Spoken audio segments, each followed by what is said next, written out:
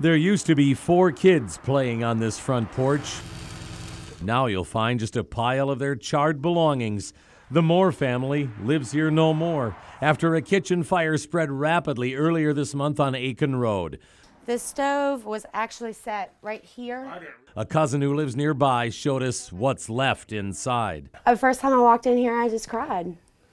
You know, I mean, it's horrible. It's devastating. It's just something so simple, something that we all could be victim of. What happened here happens often. The husband came home from work at 3 a.m. His wife started heating oil on the stove so he could fry some food, but both fell asleep. We saw firsthand at an Okolona Fire Department demonstration how dangerous stovetop fires can be. They double in size every 15 to 20 seconds.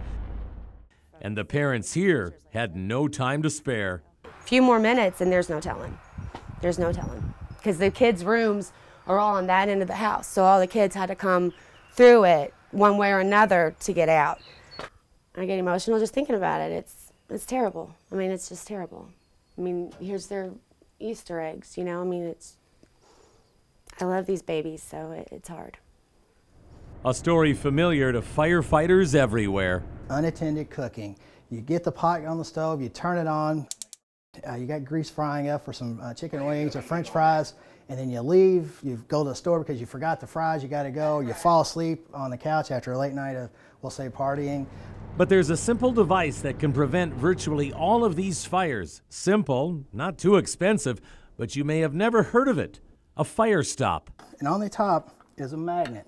And all it does is you got your metal hood, just put it up into your hood and connects into place, and it dangles over your burners.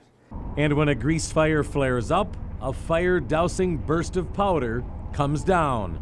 If there's a fire like this in your home, do you know what to do? Many people get this result.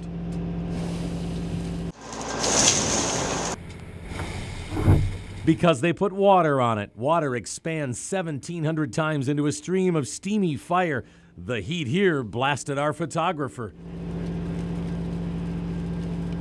We love to make popcorn here at home, so I thought I'd better ask my boys what they would do if there was a grease fire here in the kitchen.